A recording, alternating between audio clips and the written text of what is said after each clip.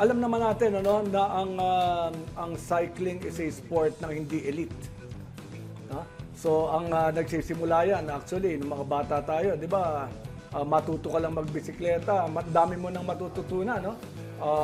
From balance to playing with the kids, tapos yung sanay ng katawan mo na maglaro sa initan, no, napakarami.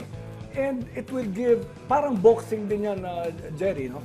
Na it's a sport na doon mo makikitang parang malakas ako dito, ano?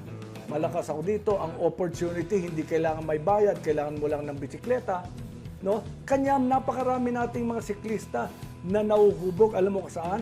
Sa Pangasinan, sa Tarlac, Nueva Ecija. Alam mo bakit? Kasi ang playground nila, yung kalye.